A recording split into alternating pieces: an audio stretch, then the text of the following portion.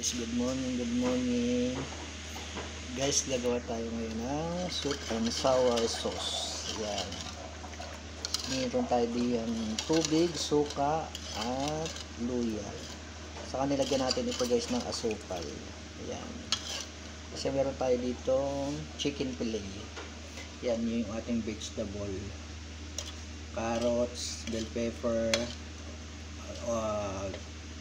onion, at saka onion string. Yan guys. Yan. Nagmi-mix tayo ng asukal, vinegar, at saka yung ating luya. Lagyan din natin guys ng medyo para magkaroon siya ng lapot ng ating kaunting cassava flour. Yan. Para mamaya magkaroon siya ng kaunting lapot guys. Ilalagay natin sa ating pan. Ayan. And guys, ilagay na natin sa ating pan yung ating mixture. Ayan guys. Para siya ay lumapot na talaga siya guys.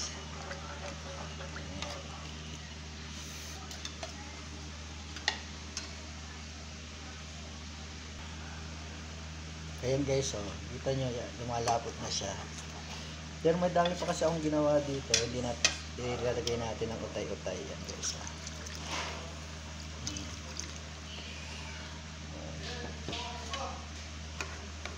Tapos haluin lang natin ng haluin guys yung ating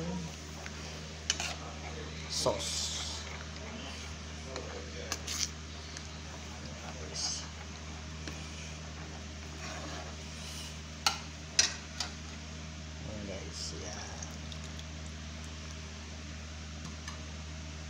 Haluin lang natin ng haluin guys. Yan guys, may kaunting paminta yan, may kaunting asin, vinegar, ayan. Ang ating sauce. Haluin lang natin hanggang sa lumapot siya guys. Lagyan natin ng paminta, vinegar, at saka kaunting asin at asukal. Yan. Tansyahan lang guys yung paglalagay natin ng mga kasi depende sa dami ng inyong lulutuin. Ito konti lang to eh. Kaya hindi ko masyado naman dinamihan kasi konti lang naman yung ating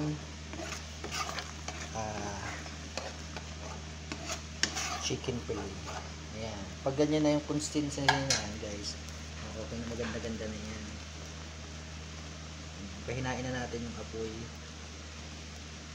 Ayan guys. O, diba? Siyempre, tikman nyo guys.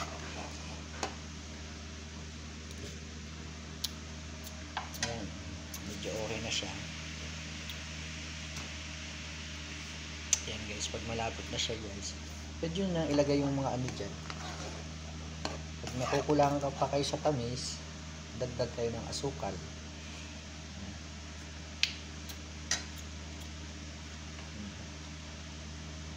Pwede nyo nang ilagay yung mga vegetable nyo guys. Tapos haluin nyo lang.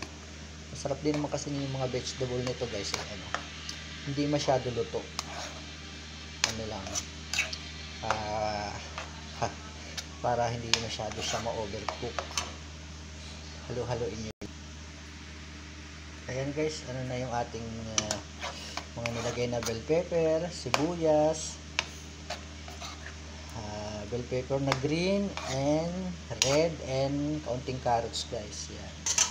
Kaya pwede na natin ihalo yung ating chicken fillet. Yan. Yung ating chicken fillet na naprito na natin guys. Yan. Ganyan lang siya man. I-mix lang natin siya guys. Yan. Luto na halos guys yan. Kumbaga sauce lang naman to eh. Yan yung ating masarap na sweet and sour chicken fillet. Ulam for today. Yan, di ba? may instant, madali ang ulam na tayo guys. Syempre, lalagyan natin siya guys ng garnish na onion string. Yan. Ayan. Thank you for watching guys. RJ Cooks. Don't forget like and subscribe. Yan. Para lagi kayong updated sa ating pagluluto. Yan. Yan po. Luto na po yung ating chicken sweet and sour fillet. Yan. Yummy, yummy. Thank you for watching. God bless and happy Monday to all of you. May kasabihan po tayo.